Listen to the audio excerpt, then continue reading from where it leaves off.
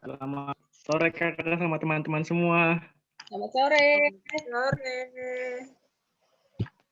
Ya, ibadah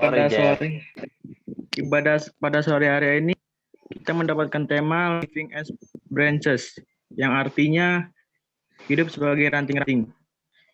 Yang ayat Alkitabnya terambil dari Yohanes 15 ayat 1 sampai 8. Apa sih hidup menjadi ranting-ranting? Kita akan tahu nanti ya.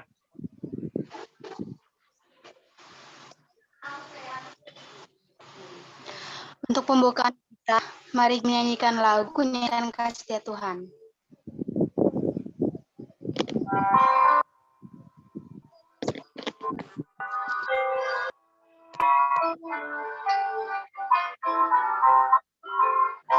Ku nyanyikan kasih setia Tuhan selamanya, selamanya. Ku nyanyikan kasih setia Tuhan selamanya, ku nyanyikan selamanya.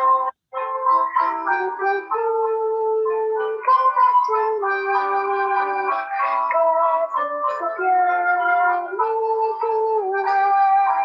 Ku pujikan Tuhan, kasih setiamu turun-temurun. Ku nyanyikan kasih setia Tuhan selamanya.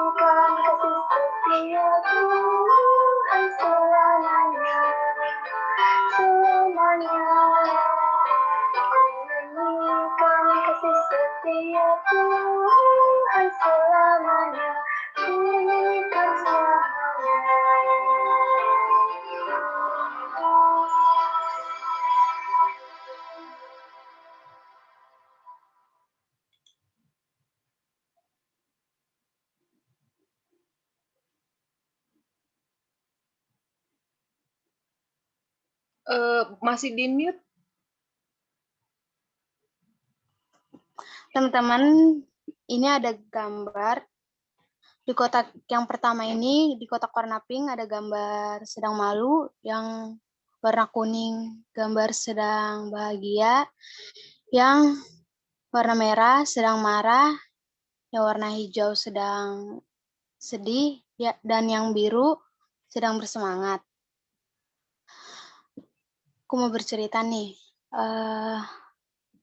Kali ini aku lagi berada di kotak yang warna biru karena aku sedang bersemangat untuk mempersiapkan acara untuk hari ini, yaitu untuk kebaktian kita hari ini. Kalau Jeffrey, coba ceritain dong, kamu itu lagi ada di kotak yang warna apa sih? Kalau aku mah lagi di kotak warna hijau, lagi sedih. Kenapa tuh? Lagi karena banyak tes doang ini.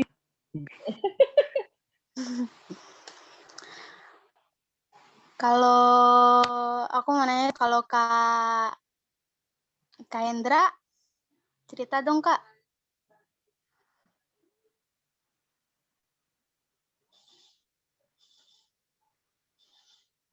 Halo Kak.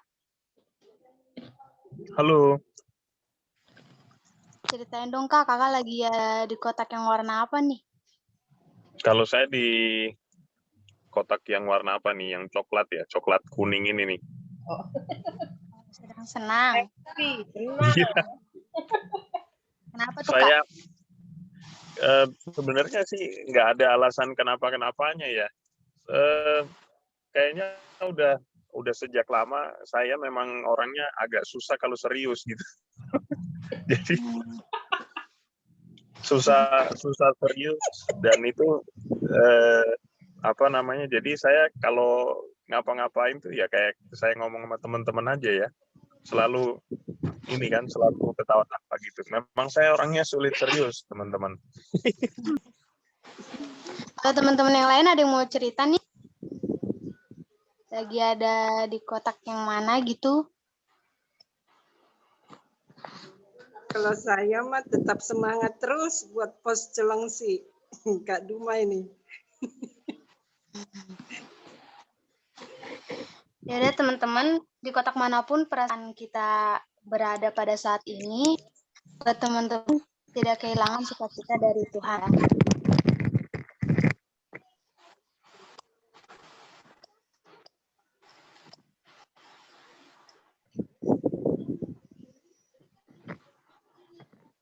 Ya, saat ini kita masuk ke dalam doa pengakuan dosa. Marilah teman-teman kita mengaku dosa kepada Tuhan dengan doa secara pribadi, dan saya akan melanjutkan nanti.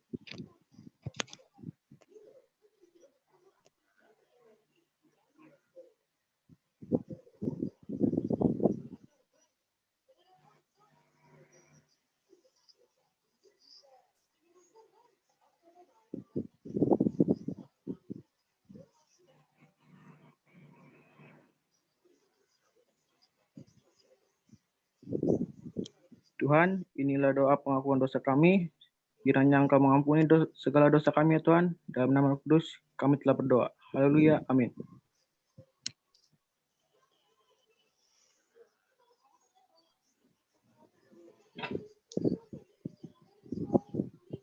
Teman-teman, kita mau memulai ibadah kita. Kita mau mengenal Tuhan sambil mempersiapkan hati kita. Mari kita menyanyikan lagu Mengenalmu.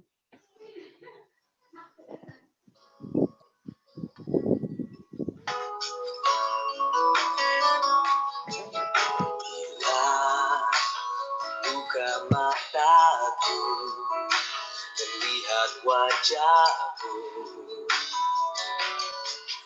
ku terkagum bila lihat hidupku, berkarya tanganmu, ku tersanjung karena semua yang baik dalam hidupku, itulah karyamu. Kau beri kesempatan yang baru, dan ku ingin mengenalmu Tuhan lebih dalam dari semua yang ku kenal. Tiada kasih yang melebihimu, ku ada untuk menjadi penyembahmu. Bila buka mataku, lihat wajahmu, aku terkagum bila lihat hidupku, karya tanganmu, ku tersanjung karena semua yang baik dalam hidupku, itulah karyamu. Kau beri kesempatan yang baru, dan ku ingin mengenalmu Tuhan lebih dalam dari semua yang ku kenal. Tiada kasih yang melebihimu, ku ada untuk mencari penyebabmu.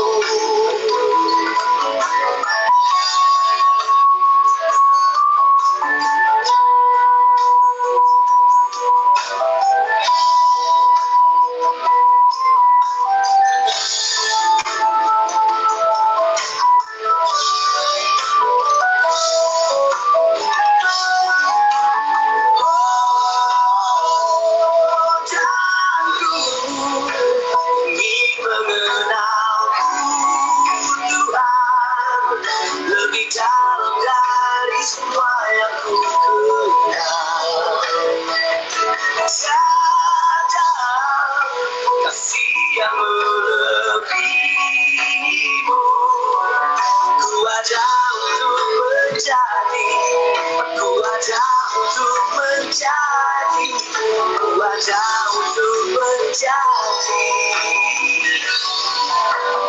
penyembahmu.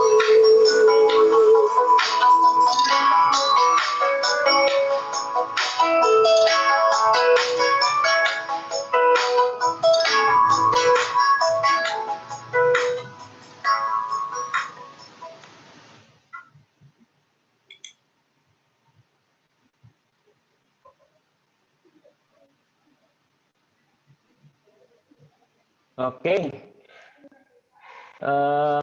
Selamat sore semua. Selamat sore. Teman-teman semua. Selamat sore, Kak. Share screen saya. Kalau misalnya screen saya gimana-gimana, mohon dikode, oke? Mohon dikode ya. Nah, bisa lihat saya sedang ada warna hijau hidup sebagai ranting. Bisa lihat ya? Apakah udah Aman, bisa Kak. lihat? Iya, Kak. Bisa dikonfirmasi? Aman ya, oke. Saya pindah ke slide berikutnya. Saya akan menanyakan pilihan semua yang ikut ya. Mau tua atau muda, mau yang udah senior kayak Kak Esther, Kak Hendra, atau yang junior kayak saya, Jeffrey. Milih. Ini gimana ya caranya? Tunggu ya, sorry, saya agak gaptek nih. Ini partisipan. Chatting mana? Chatnya digunakan ya teman-teman ya. Chatnya digunakan. Gimana saya bisa ngeliat chat ya? Ya, kita coba aja lah. More ya, more. Give me more. Yeah. Oh, I see it. Ya, saya udah lihat nih chatnya. Oke ya. Chatnya bisa diaktifkan gitu ya. Jadi bisa mungkin layar yang saya share akan keluar sebentar. Is okay, tidak apa-apa. Kita mulai ya, cuma ada 3. Silakan tuliskan pilihan 1, pilihan 2 gitu ya. Nggak usah tulis ininya. Pilihan pertama, apakah teman-teman lebih baik menjadi pembunuh atau pencuri? Ya ilah. Sadis banget. Ya, itu nggak sah. Silakan Jeffrey, mungkin ada aspirasi. Ngisinya di chat ya, Kak? Diisinya di chat aja, di chat. Soalnya saya nggak ada cara lain untuk melihatnya gimana nih. Akan sulit nih melihat berapa banyak. Silakan, 1 pembunuh atau pencuri? Berat hati jawabnya. Mungkin ada yang cita-cita masa kecilnya nggak sama. Berat hati. Ayo, masa 1 orang, 2 orang. Oke, kita ada 15, baru 2 per 15, 3. Oh, pencuri. Chatnya Timor ya? Di chat, Kak. Ya, Timor. Lalu ada atau tekan apa nih, alt-h gitu ya. One message siapa ini? Lisda pencuri, Okta pencurai. Nah, ini agak beda sedikit ya. Pencuri gembirai. Pencuri 10 detik lagi, let's go. Ini baru berapa orang? Baru setengah ya. Pencuri juga, Andreas pencuri. Oke, ternyata ya bisa membuka kelas. Aku pencuri. Ini Jeffrey ini aktual ya. Pengakuan dosa. Oke, sip ya, kita tutup ya. Berarti sebagian besar memilih menjadi pencuri daripada membunuh gitu ya. Mengambil nyawa orang. Kalau mencuri nyawa orang. Kita lanjut. Pilihan kedua. Apakah teman-teman memilih menjadi koruptor? Oh, sorry. Ini pencurinya diganti, saya ganti dulu. Menjadi pencuri atau pengedar obat bius. Astaga. 1 koruptor, yang kedua adalah pengedar obat bius. Obat bisu. Iya Kak, ribut banget. Silakan, ayo dibuka pilihannya. Lebih baik menjadi koruptor. Koruptor. Oh iya, Bu Novita ya. Mungkin koruptor kan nggak merusak hidup orang banyak gitu ya. Menghidup seseorang, tapi langsung rusak banyak sekali. Kak Duma koruptor. Baiklah, calon-calon. Calon-calon koruptor. Ini Jangan gitu, Kak. Saya Kak Hendra obat bius. Edar, Kak. Oh, Kak Hendra obat bius. Ya. Medical reps ini. Ini nggak aci ya. Bukan obat bius untuk di lokasi. Oke, korup deh. Oke, ayo saya kasih 10 hitungan, silakan. Ini masih ada, kita Ginda belum jawab. Aduh, aku masih bingung ya. Koruptor yang membunuh boleh. Tidak apa-apa, silakan. Lista, ayo Lista. Andreas, Andreas koruptor. Kalau Jeff, aku pengedar obat bius aja. Oke, Ginda koruptor. Oke, berarti Jeff sendiri yang agak berbeda gitu ya, pengedar obat bius. Oke, yang lebih kayak mungkin Jeff mungkin ingin menjadi penerus Pablo Escobar. Yang lainnya, tokoh idolamu siapa? Gayus. Koruptor Gayus. Ini makin aneh, saudara. Nih, pertanyaan yang ketiga, oke? Pertanyaan yang ketiga yang paling mudah pilihannya. Apakah teman-teman lebih milih mana? Mengkhianati Kristus atau membunuh saudara sendiri? Sama juga bohong. Saya membunuh saudara sendiri. Ini kelas berat semua ini penjahatnya. Aduh. Nggak ada alasan ya, jangan gara-gara anak tunggal memilih saudara sendiri. Samjubongnya apa nih? Kalau nggak pilih tidak boleh, harus milih Jeff. Lo harus milih. Samjubongnya apa artinya nih? Samjubong apa nih? Sama aja Samjubong ini bohong. bahasa Korea atau? Oh. Sama aja bohong. Ya kan siapa tahu. Ayo, pilih saudara-saudara. Lah ini nggak ada yang jawab malah nyambungin. Oke Kak Esther, lebih baik membunuh saudara. Oke. Saya lebih baik mengkhianati Kristus. Kalau mati kan cuma 3 hari. Betul. Saudara saya mati selamanya. Ayo gimana? Ayo dong yang lain nih. Ayo Okta, Jeff. Belum mantan. Tolong ya jangan curhat. Duh maaf ya saudara. Bu Novita minta maaf dulu, bagus Kak. Nah, ini saya mau nanya nih, yang memilih berarti nggak ada yang memilih mengkhianati Kristus ya? Oke. Nah, saya mau nanya nih, mungkin Andreas. Jangan deh, Andreas bunuh mantan nggak jadi. Nggak jadi. Ini Kak Hendra selalu ada kata-kata kalau ini nambah. Pakai syarat. Saya membunuh saudara dengan COVID-19. Jeb, gue mau nanya lo, Jeb. Kamu udah milih belum, Jeb? Coba di-unmute, Jeb. Kenapa, Kak? Halo? Nah, Jeb, kamu milih apa, Jeb, kali ini, Jeb? Yang bawah sih. Membunuh saudara sendiri. Kenapa, Jeb? Kenapa? Kalau ngenatin Kristus juga sama aja bohong sih, tapi Hukum juga gitu ya? iya. Jadi lebih baik dihukum di Sukamiskin daripada dihukum di neraka. Oke, memangnya GKI sekali ya kita ya. Nah, teman-teman, ini kok pilihannya kok nggak ada yang enak begitu ya? Ini karena saya mau persiapkan kita untuk ketika kita akan bahas nih soal apa yang akan kita baca ini, bahwa sesungguhnya ketika kita hidup sebagai Kristen, kita itu sebenarnya setiap hari membuat pilihan-pilihan gitu ya. Dan pilihannya lebih seringnya memang tidak enak dalam artian kemungkinan besar kita akan melawan arus dunia. Begitu ya.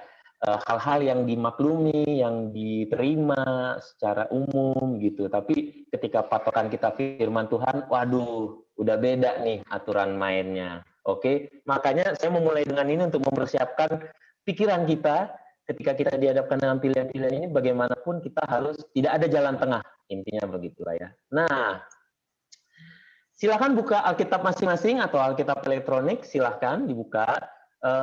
Baca Yohanes 15 ayat 1 sampai 8, baca sendiri-sendiri. Enaknya karena jumlah kita cukup kecil ya, kita akan bisa berdiskusi dan saling mengungkapkan gitu ya. Saya rasa itu akan lebih produktif. Oke, saya akan mulai waktunya, saya kasih 2 menit. Nggak mau. 2 menit ya, silahkan.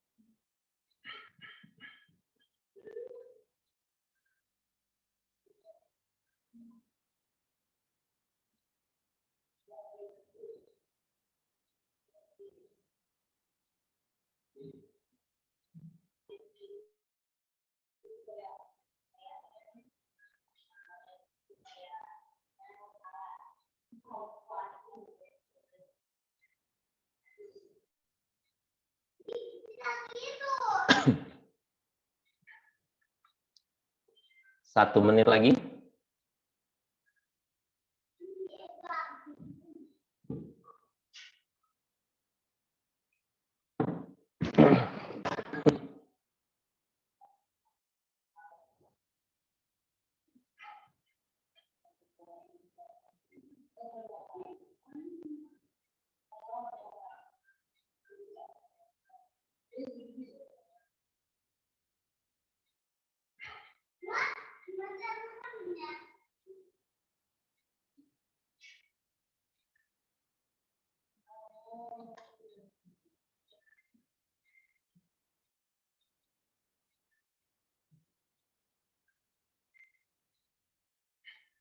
Oke, 10, 9,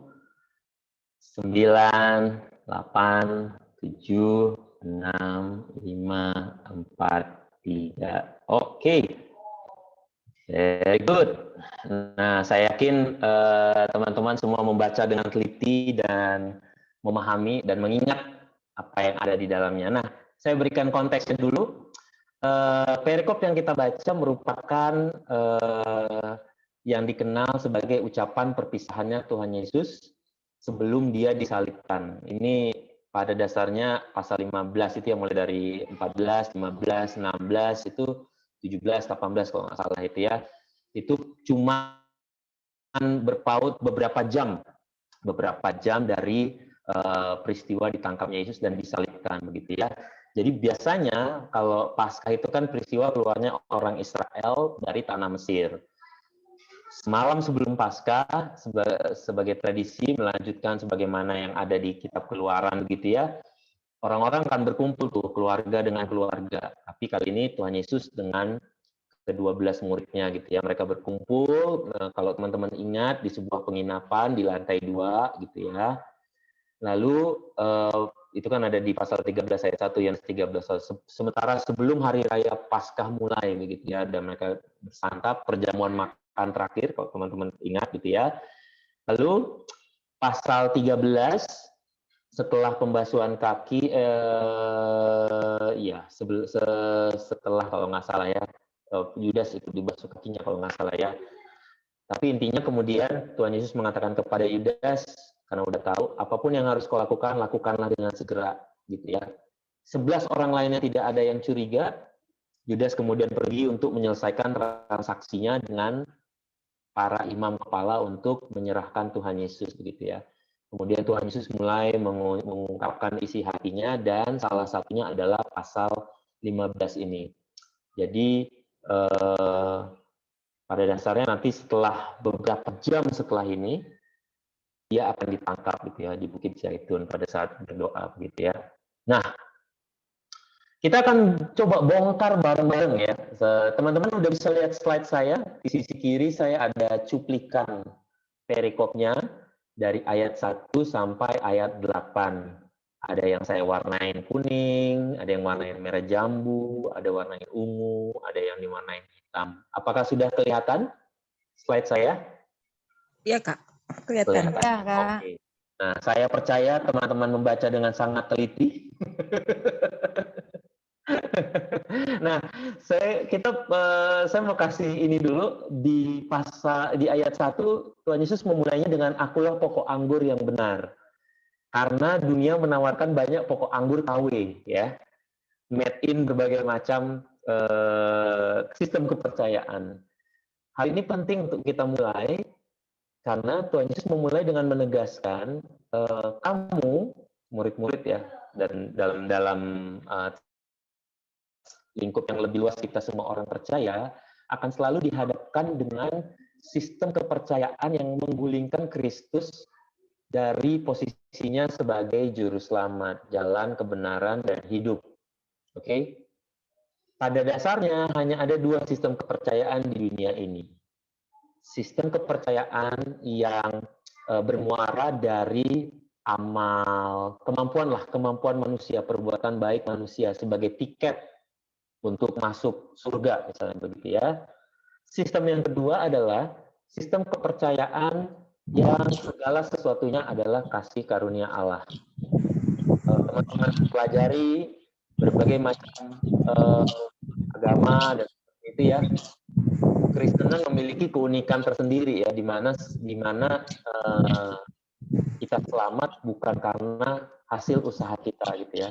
Itu bukan hasil usahamu, jangan ada orang yang memegahkan diri, kata Petrus begitu ya. Jalannya hanya karena Allah. Oke?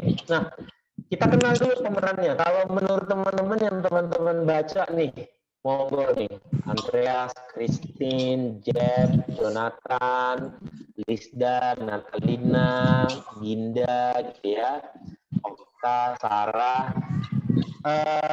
Kita lihat yang pasal ayat 1 dan 5. Saya minta ini Jonathan. Ya, benar. Halo, Jonathan.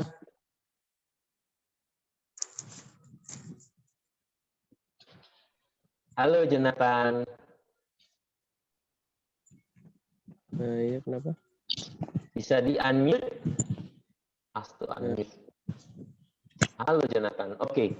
Jonathan, kalau membaca di sini, siapakah subjek? Menurut kamu? Maksudnya subjek apa? Sini kan ada tokoh-tokoh ya, ada kata-kata yang menggunakan kata ganti orang, penunjuk orang. Aku, saya, kamu, kita, kalian, mereka, begitu ya. Nah, dari ayat 1 sampai ayat mengenal pemeran-pemeran yang ada di perikop ini. Kalau kamu fokus ke ayat 1 yang ini, dan ayat 5, apa yang ada di situ pemerannya? Diri sendiri kayaknya. Subjek yang berbicara. Aku ya. Menurut kamu akunya ini ke siapa ini ngomongnya? Ke diri sendiri harus. Oke, diri sendiri. Kamu tahu nggak yang aku ini siapa? Kalau dalam perikop ini. Ups, kelewatan. Gimana? Yang lain ada yang punya pendapat?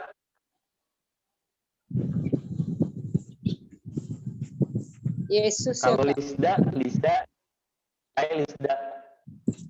akulah itu ke Yesus ya. Oke. Lalu yang kedua di ayat 1 ada satu lagi. Menurut teman-teman siapa nih? Di ayat 1. Aku udah diambil. Ayat 1 lagi. Siapakah? Kalau menurut teman-teman? Bapakku. Oke. Bapakku. Oke. Lalu yang ketiga, ayat 3 dan 5. Kamu memang sudah bersih karena firman yang telah kukatakan kepadamu. Lalu ayat 5. Akulah pokok anggur dan kamulah ranting-rantingnya. Apa? Yang ketiga? Kamu.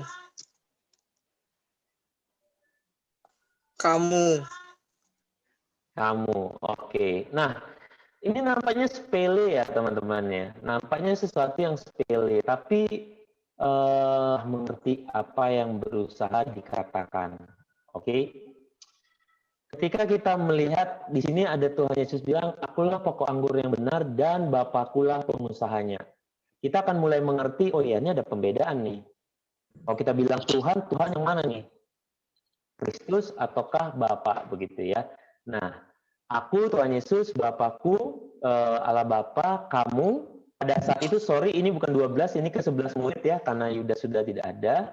Dan diperpanjang sampai sekarang adalah semua orang percaya. Nah, quiz, saya mau nanya, apa bedanya kalau di sini kan bilang tinggallah di dalam aku begitu ya. Nempel, definisi nempel sama tinggal atau tertanam erat, tertanam kuat itu apa bedanya? Ada yang mau berpendapat? Sarah mungkin? Halo Sarah.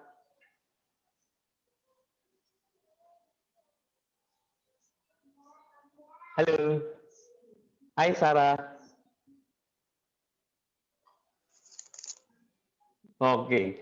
Nah, teman-teman, kalau kita lihat kata-kata di sini dikatakan tinggallah di dalam aku dan aku di dalam kamu. Menurut teman-teman, kalau Tuhan Yesus kita ganti katanya dengan nempellah padaku, kita ganti tinggallah di dalam aku dengan nempellah di aku, menurut teman-teman cocok nggak? Silahkan. Ginda, hai Ginda. Halo Ginda. Ginda Hasian. Wah, ini nama barat yang sangat bagus. Hai Ginda. Kak, saya mau ibadah bukan mau tes.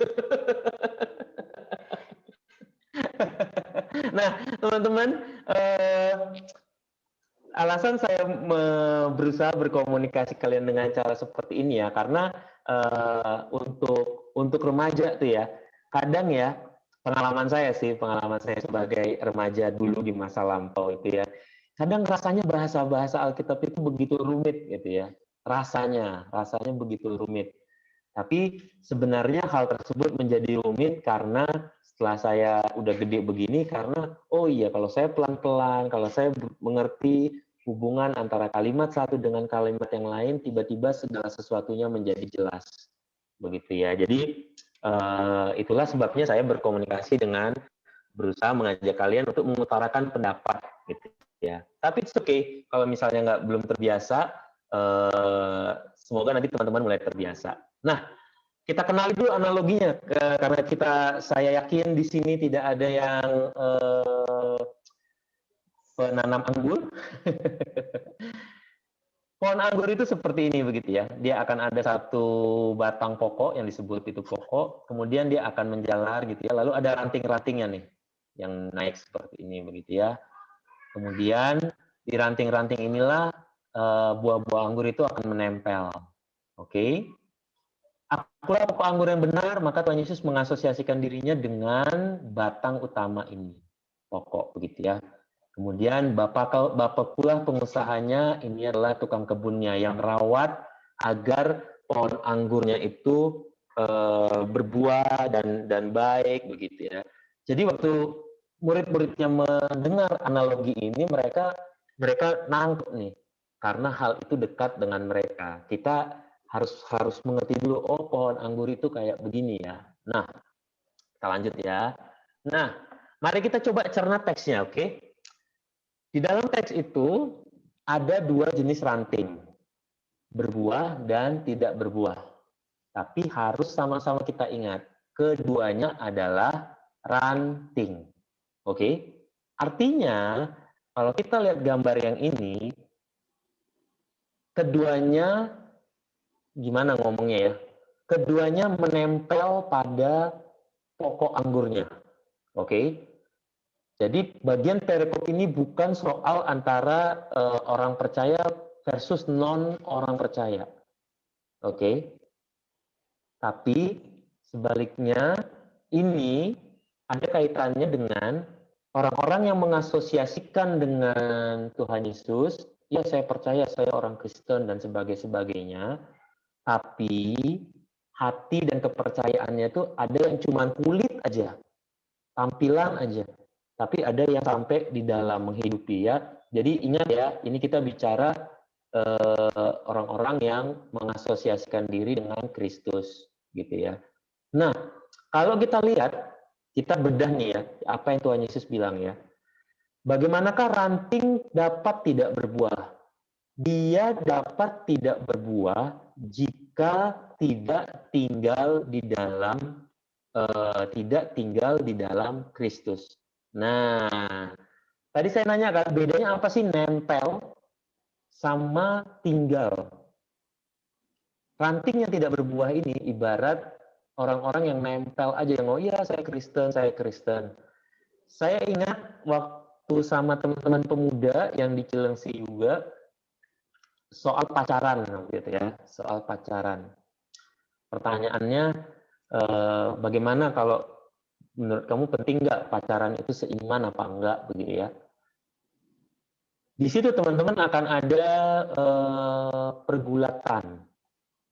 Kalau kita udah di dalam Tuhan, maka kita akan memikirkannya selalu perspektifnya Tuhan, gitu ya.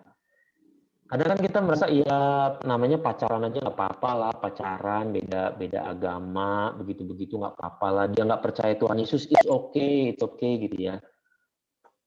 Nah itulah mungkin gambaran orang-orang yang cuma nempel sama Tuhan Yesus, tidak tinggal, dia nggak akan berbuah begitu ya. Kemudian ini yang perlu kita ingat lagi, apa yang terjadi pada ranting yang tidak berbuah. Kalau kita lihat ayat 2, setiap ranting padaku, ya sekali lagi ya, orang-orang yang mengasosiasikan diri dengan Tuhan Yesus, ya saya Kristen, yang tidak berbuah, artinya kehidupannya tidak melihat sesuatu yang kelihatan gitu. Dipotongnya, nyanyi di sini merujuk kepada Bapa. Soalnya nggak lucu juga kan kalau Tuhan Yesus sudah pokoknya, lalu Tuhan Yesus potong rantingnya sendiri, ya sama aja kayak kita berusaha potong rambut sendiri kan, hasilnya kadang lebih sering out-outan kan ya. Dipotongnya. Kemudian ayat 7, ayat 6, yang tidak tinggal di dalam aku setelah dipotong apa yang dilakukan? Dibuang keluar seperti ranting dan menjadi kering.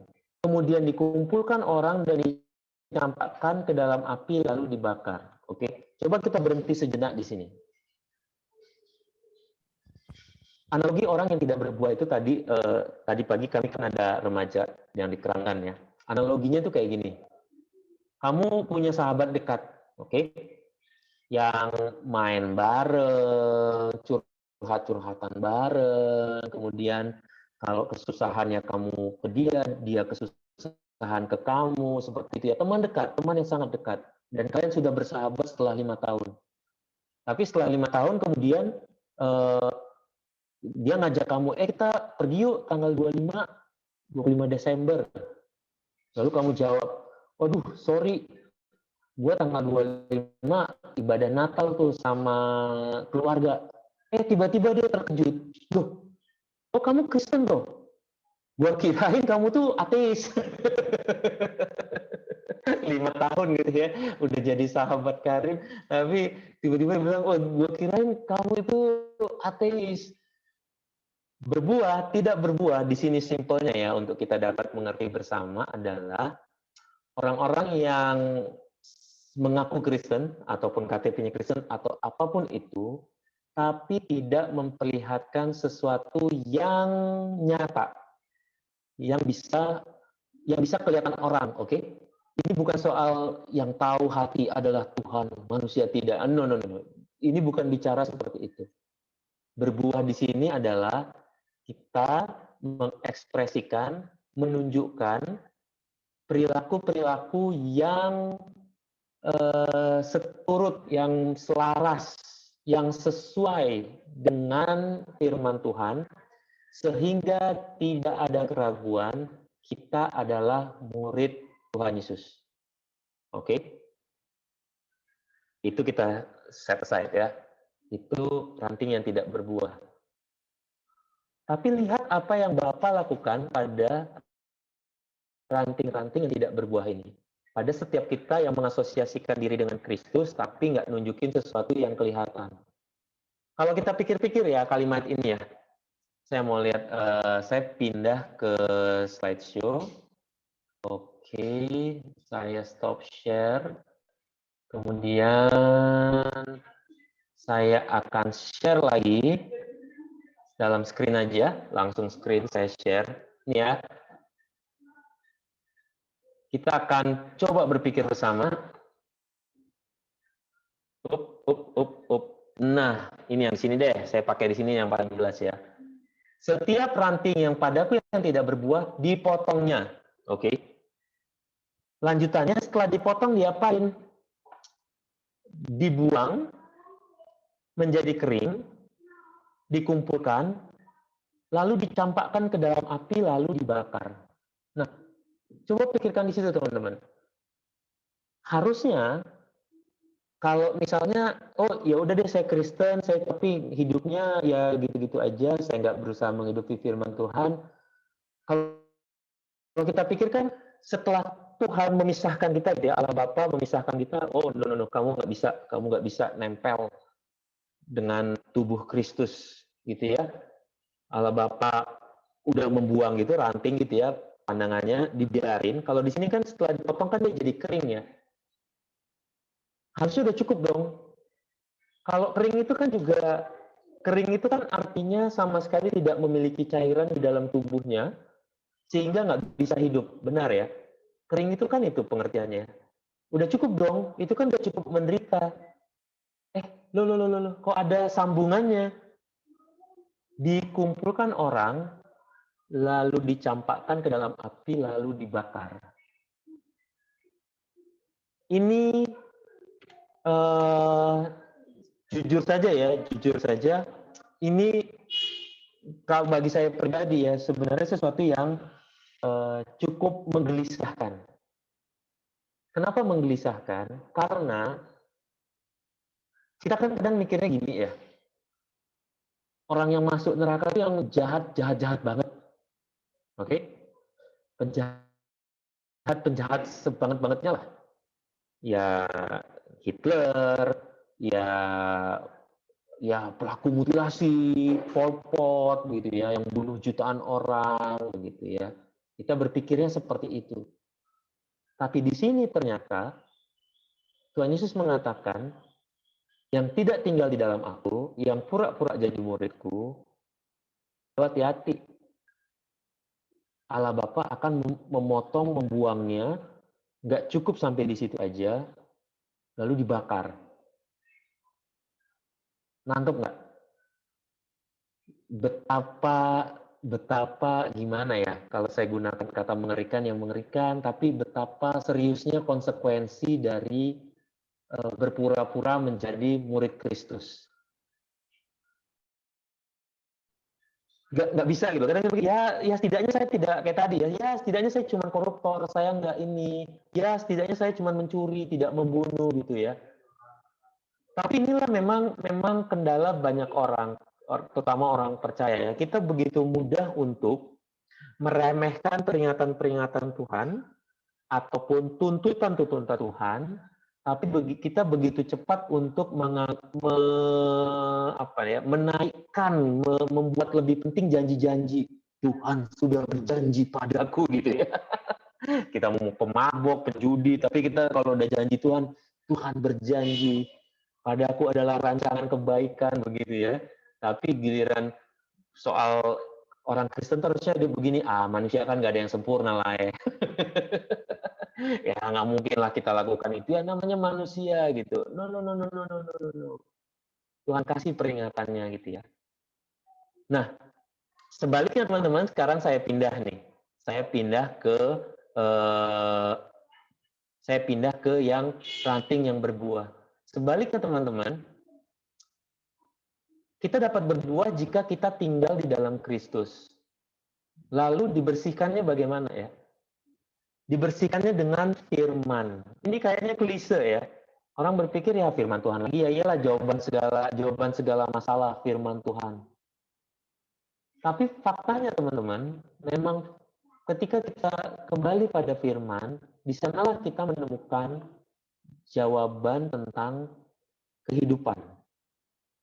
Bukan berarti firman Tuhan itu Tuhan, siapakah nama jodoh saya selanjutnya? Babi-bu, buka kitab masuk, jebret, tertulis Isabel, istrinya Ahab gitu ya, atau Firaun, aduh, atau Pilatus, aduh, nggak kayak gitu ya. Tapi firman Tuhan akan memberikan kita semacam guidance gitu ya, panduan, tolak ukur gitu ya. Contoh nih, saya nggak tahu teman-teman berapa banyak di sini yang udah pacaran, gitu ya. Nggak usah lah soal dulu pacaran boleh beda agama atau nggak boleh nggak, tapi pacaran itu sendiri boleh nggak ya?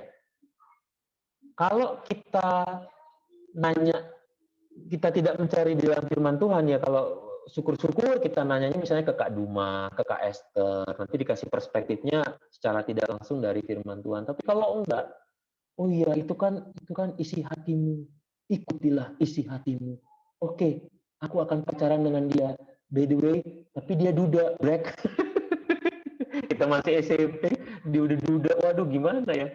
Tapi ketika kita kembali ke firman bilang kuduslah kamu akan berpikir, oh iya, jangankan pacar gua bisa nggak ya nahan diri agar tetap hidup kudus?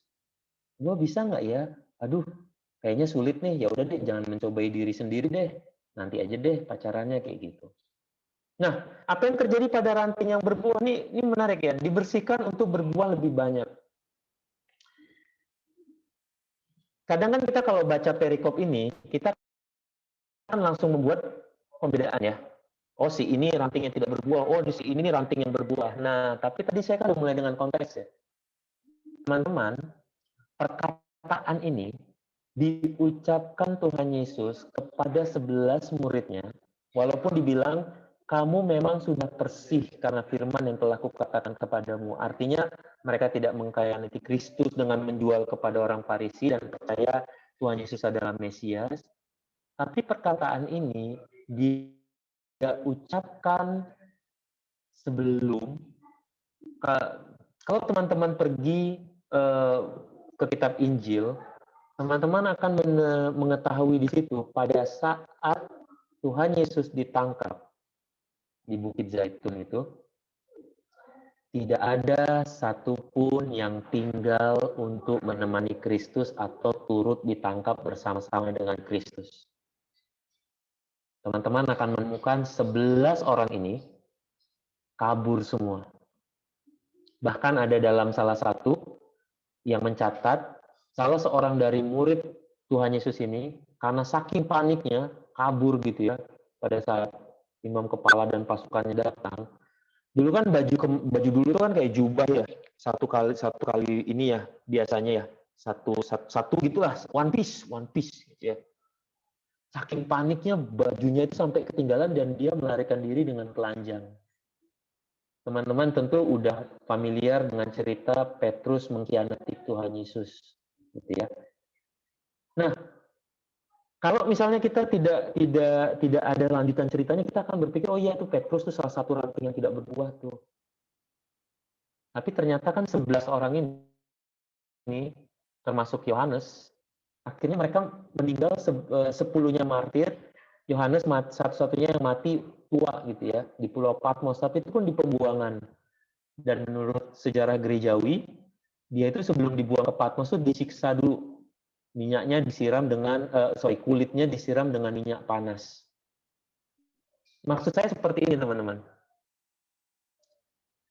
Ketika kita memang adalah anak-anak Allah gitu ya, dan kita bergumul untuk menghidupi firman Tuhan. Di dunia ini nggak ada yang sempurna. Akan tetapi, orang-orang, ranting-ranting yang benar-benar tinggal di dalam Kristus, akan menganggap serius firman Tuhan. Bukan berarti langsung bisa melakukan gitu ya. Tapi ketika dia jatuh, hatinya akan dipenuhi kegelisahan. Dan dia akan berjuang terus. Tuhan, saya ingin berubah, saya ingin berubah. Yang terjadi itu sebenarnya itu Bapa sedang membersihkan gitu loh. Saya punya teman yang dia kecanduan gitu ya, kecanduan pornografi gitu ya. Habis itu dia bilang sama bapak KTB-nya, aduh kak gitu ya, kak saya ini banget gitu, saya tersiksa banget. Saya tonton, saat itu saya nikmati, tapi setelah itu saya tersiksa banget gitu ya. Yang tadinya dosanya itu menjadi sesuatu yang nikmat, sekarang menjadi sesuatu yang menyakitkan. Nah itu Bapak yang sedang bekerja gitu, Bapak yang sedang bekerja. Gitu ya. Itu adalah ranting yang berbuah. Saya mau klarifikasi satu ayat di sini. Salah satu dampak dari ranting yang selain berbuah lebih banyak itu juga ada ayat 7. Jikalau kamu tinggal di dalam aku dan firmanku tinggal di dalam kamu, mintalah apa saja yang kamu kendaki dan kamu akan menerimanya. Ini saya perlu sebutkan, ini bukan artinya teman-teman dikasih cek kosong. Ya, bukan artinya begitu. Kamu mau minta apa? Bukan kayak Tuhan tuh kayak waiter gitu ya, nunggu, oke, Amsal, kamu ranting berbuah ya, walaupun berbuahnya ke samping, berbuah XL gitu. Kamu minta apa? Mobil. Keluaran tahun berapa? Oh, Tesla. Oh, rumah, harga luas berapa? 1000 meter, 1000 meter gitu ya. Bukan seperti itu, teman-teman. Oke? Teman-teman lihat di ayat 8. Dalam hal inilah Bapakku dipermuliakan. Oke. Ketika Tuhan Yesus mengatakan ini artinya yang kita orang-orang percaya yang tinggal di dalam Tuhan, fokus kita udah pada Tuhan. Sehingga ketika kita berdoa pun, ketika kita menginginkan sesuatu pun, fokus kita adalah Tuhan, bagaimanakah permintaan saya ini bisa memuliakan Engkau. Saya mau kasih referensi di ayat lainnya agar teman-teman jangan salah berpikir ya, oh kalau gitu saya tinggal di dalam Tuhan biar saya dapatkan apa yang saya mau. Itu salah lagi. Ujung-ujungnya itu fokusnya diri kita sendiri. Yakobus 4 ayat 3. Atau kamu berdoa juga, tapi kamu tidak menerima apa-apa. Kenapa? Karena kamu salah berdoa. Sebab yang kamu minta itu hendak kamu habiskan untuk memuaskan hawa nafsumu. Habiskan, teman-teman, kata-kata yang digunakan di situ. Itu kan ada konotasinya rakus gitu ya. Nggak akan bersisa. Yang saya minta ini tidak akan bersisa sehingga hawa nafsu saya terpuaskan. Jangan salah menyangka, oke?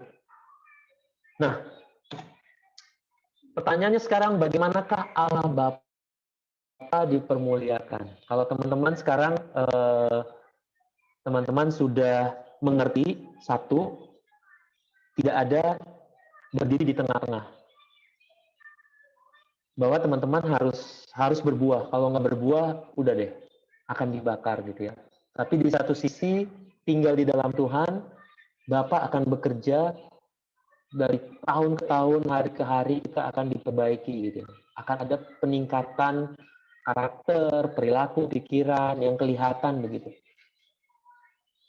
Sehingga akhirnya Bapak bisa dipermuliakan. Kalau kita sudah belajar ya, kita belajar bahwa agar kita bisa berbuah, kita harus tinggal di dalam Tuhan. Kita belajar bahwa orang-orang yang tinggal dalam Tuhan itu Bapak akan kita akan melalui sebuah proses, kita dibersihkan, sifat-sifat buruk kita, karakter kita akan dibangun.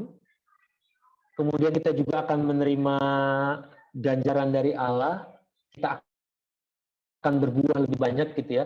Kalau saya bayangin, begitu kita udah ngerasain, wah iya ya, ternyata saya bisa lepas ya dari yang gemar bergosip, gemar memfitnah orang. Kita tuh jadi kayak bersemangat untuk apa berikutnya di kehidupan saya yang bisa saya rubah, yang bisa Tuhan perbaiki gitu ya. Berbuah lebih banyak.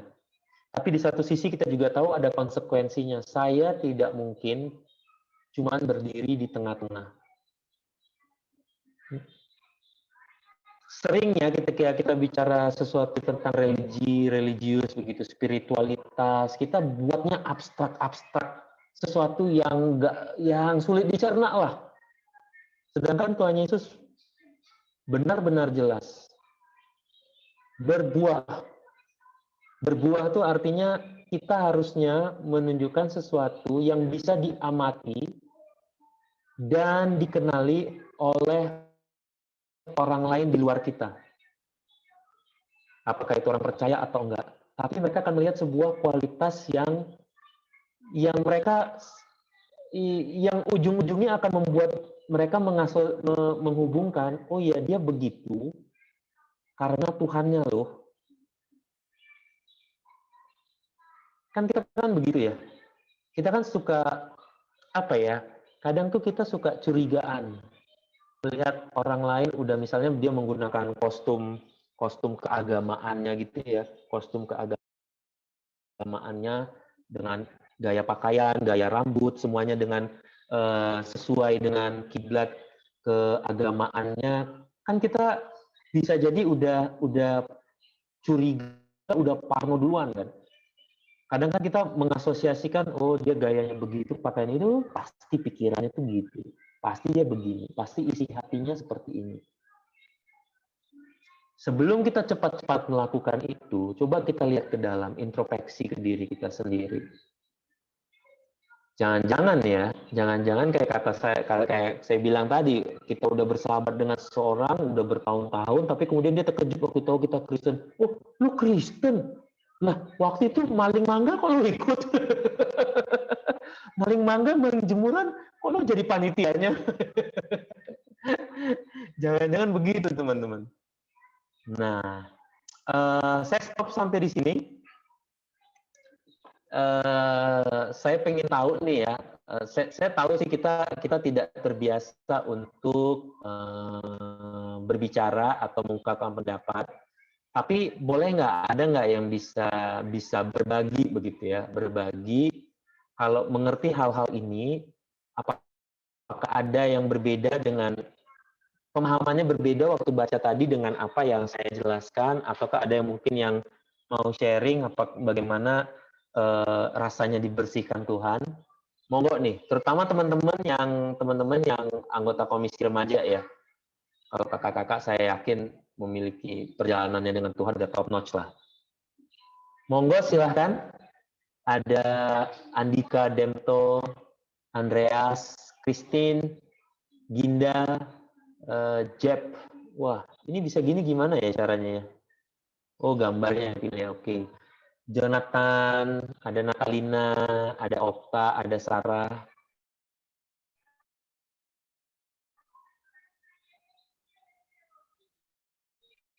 Tereret. Ini kalau saya tembak bakal dijawab nggak ya? Andika.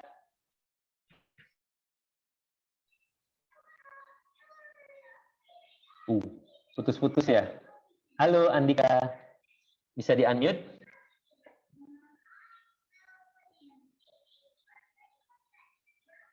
Chat. Oh, Kak Okta pembina. Maaf. Oke. Halo Andika. Kalau Andika, pembina, penatua.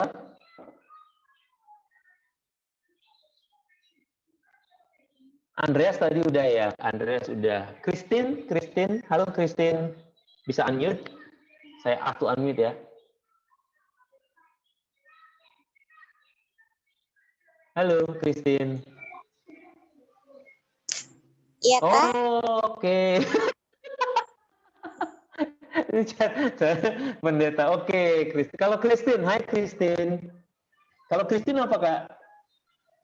Christine remaja.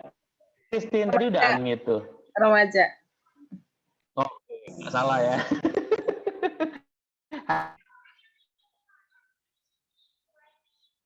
Halo.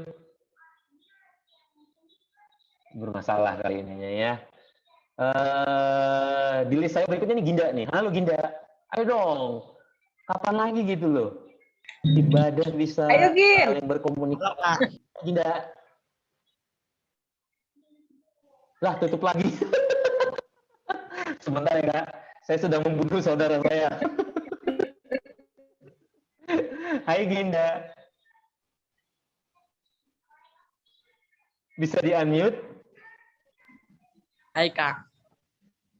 Oke, hai Ginda. Kamu boleh ini nggak dengan bahasamu sendiri apa yang kamu dapatkan, atau memang kamu sebenarnya saya bingung ya Kak, dari tadi itu Kakak tuh ngomong apa sih? Itu juga nggak apa-apa. Nah, salah satu keuntungannya ketika kamu berbicara ya, teman-teman lain jangan-jangan ada yang juga berpikiran atau dalam kondisi yang sama. Jadi ketika ada yang berani bicara, setidaknya bahasanya tuh udah bahasanya remaja gitu loh. Nah, silahkan Ginda, kamu boleh share nggak apa yang kamu dapatkan dari yang kita udah sampai ini terakhir nih dari Yohanes 15 tadi, ataukah kamu masih ada yang tidak kamu mengerti gitu?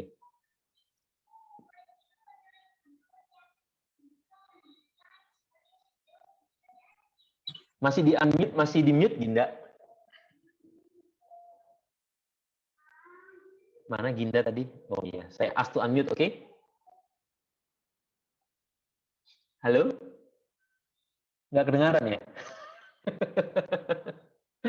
Oke deh, teman-teman, sepertinya sedang malu-malu berbicara, tapi mungkin nanti kalau kita ada kesempatan, pandemi ini sudah berakhir gitu ya, kita bisa ketemu muka sama muka, mungkin kita akan bisa lebih akrab, ya. Jadi dari saya itu saja. Selamat menjalani dibersihkan oleh Tuhan. Kalau misalnya gunakan waktu ya teman-teman ya, perhatikan peringatan firman Tuhan. Tidak mungkin kita tidak berbuah. Matius 7 mengatakan dari buahnya engkau akan mengenal mereka.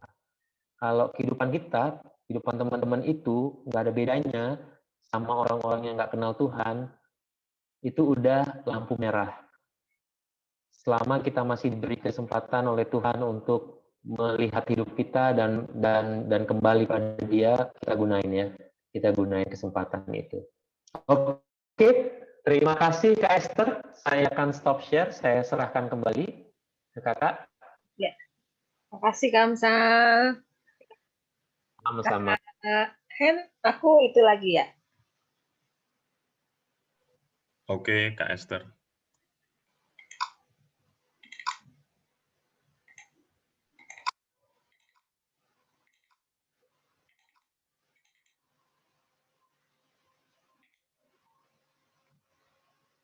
Diserahkan ke Lina dan Jeffrey.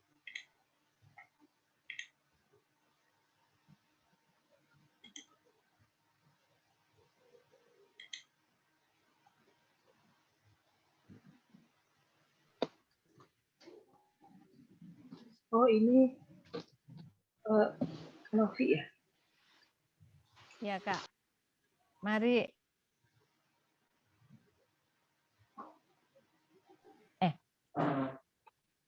Mari kakak-kakak, adik-adik semua kita bangkit berdiri.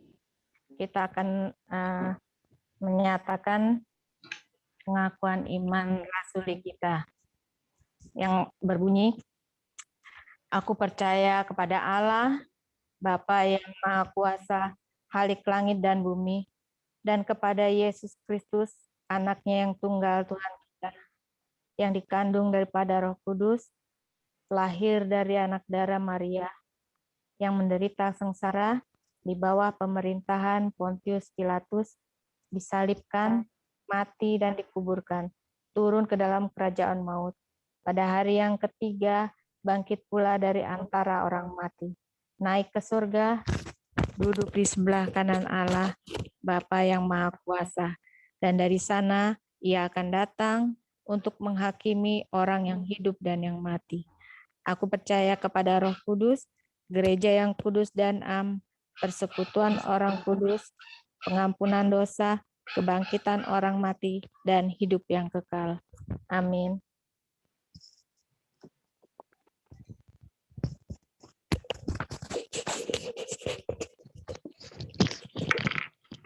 Ya, saat ini kita masuk ke dalam persembahan. Persembahannya bisa dimasukkan ke dalam amplop. Jikalau kita sudah bertemu kembali ke gereja, amplopnya dibawa kembali. Dan ayat persembahan kita terambil dari Roma 12 ayat 1. Karena itu, saudara-saudara, demi kemurahan Allah aku menasihatkan kamu, supaya kamu mempersembahkan tubuhmu sebagai persembahan yang hidup, yang kudus, dan yang berkenan kepada Allah. Itu adalah ibadahmu yang sejati.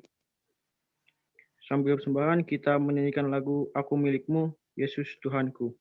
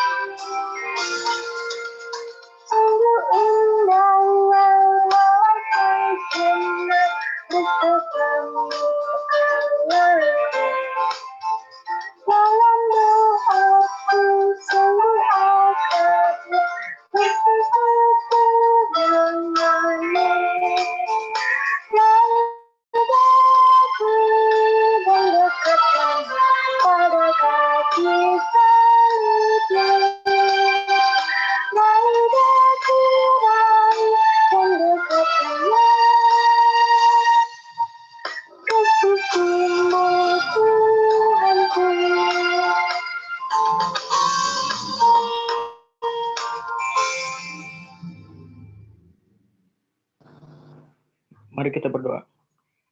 Tuhan, inilah persembahan kami, ya Tuhan. Kiranya memberkati persembahan kami, ya Tuhan. Semoga menjadi berkat bagi kami semua, ya Tuhan. Dalam nama Roh Kudus kami telah berdoa. Haleluya, amin.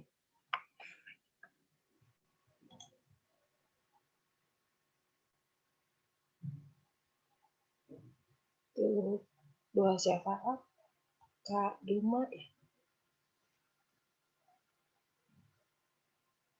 Siapa Kak doa syafaat jadinya? Kak Duma. Saya. Oke.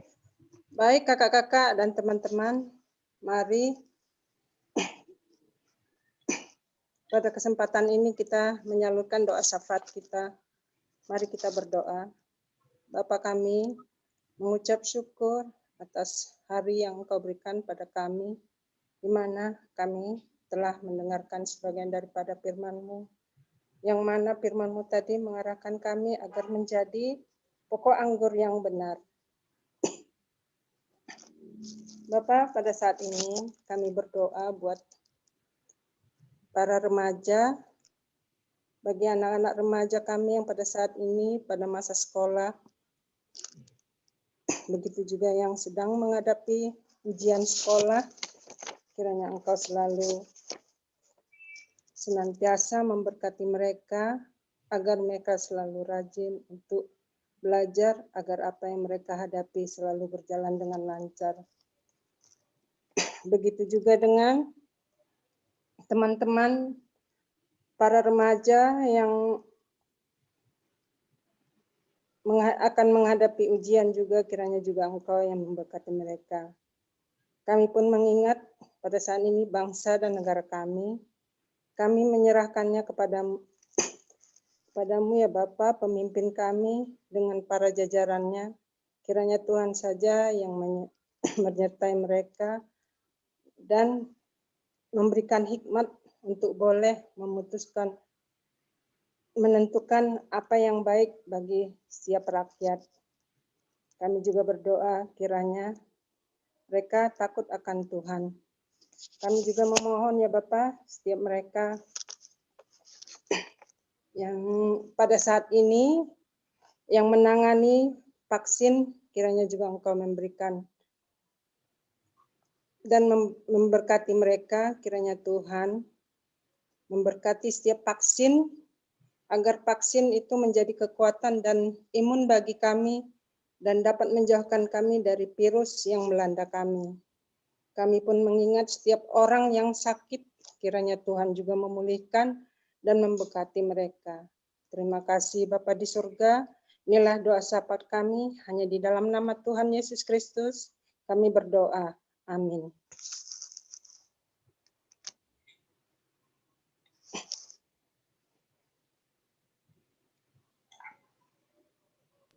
Udah Kak Esther? Ya, Kak. Teman-teman dan kakak-kakak semuanya, ibadah kita akan segera selesai, akan tetapi ibadah yang sebenarnya akan kita jalani dalam kehidupan kita sehari-hari.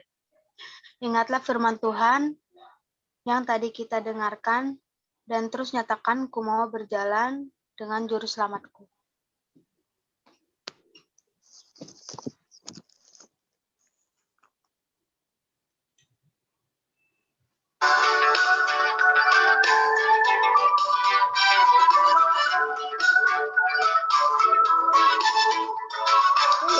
Enggak bisa.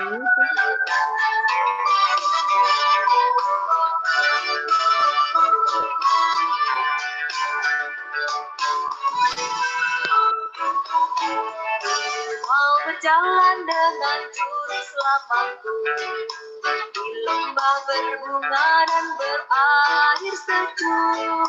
Dan kemana juga aku mau mengikutnya, sampai aku tiba di negeri baka. Ikut Tuhan Yesus, ku tetap mendengar dan mengikutnya. Ikut Tuhan Yesus, ya kemana juga ku mengikutnya.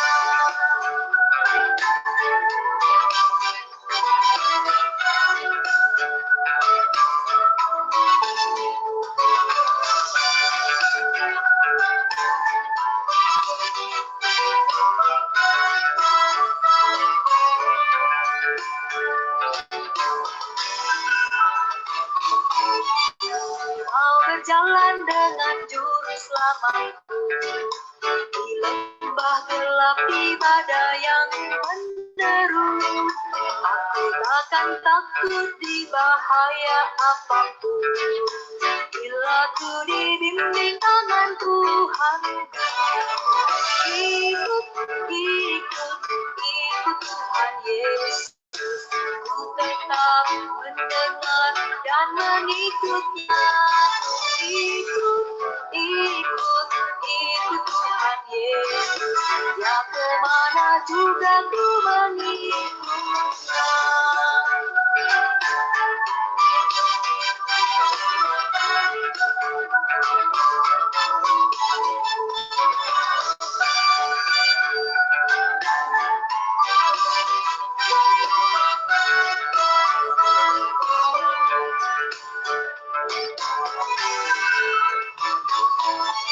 Bersama juru selamat hatiku teduh di lembah dan bukit yang perlu ku tempuh. Tuhanku membimbing aku pada jalannya yang menuju rumah Allah yang bakal. Ikut Tuhan Yesus, ku tetap mendengar mengikutnya. Ikut Tuhan Yesus, ya kemana juga ku mengikutnya. Ya kemana juga ku mengikutnya.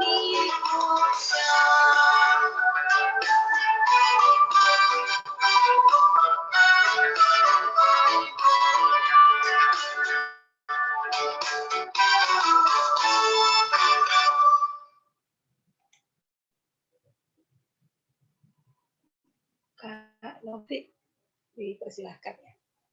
Oke. Mari kakak dan adik semua, kita satu dalam doa. Bapa, kami mengucap syukur Tuhan karena kebaikan-Mu sudah menyertai kami di sepanjang ibadah remaja ini. Kami mengucap syukur, berterima kasih karena diberi kelancaran dalam kegiatan ibadah ini. Banyak hal yang kami pelajari Tuhan. Banyak hal yang kami peroleh Tuhan dari firman yang sudah ditaburkan. Kami percaya Tuhan, Engkau akan terus Tuhan membersihkan kami Tuhan, sehingga kami menempel dan melekat menjadi ranting-Mu Tuhan, sehingga kami terus-menerus diperbarui Tuhan dalam kehidupan kami sehari-hari. Berkati juga Kak Amsal yang sudah memberitakan firman, kiranya Engkau beri kesehatan, juga pelayanannya bersama keluarga, diberkati Tuhan. Begitu juga dengan kakak-kakak pembina, juga kakak-kakak dari Pos Cilengsi, juga adik-adik remaja Pos Cilengsi, kiranya Engkau memberkati mereka semua satu persatu. Tuhan, kalau sebentar kami sudah mengakhiri ibadah ini, kami mau melakukan aktivitas kami yang lain, kami percaya Engkau tetap memelihara menjaga kami. Ini kami ingin menyudahi ibadah ini. Kiranya Tuhan juga memberkati kami, berkat kasih karunia dari Allah Bapa, juga damai sejahtera dari Tuhan Yesus Kristus, serta persekutuan Roh Kudus menyertai kita sekalian, dan sampai Maranatha Kristus datang kembali. Haleluya. Amin.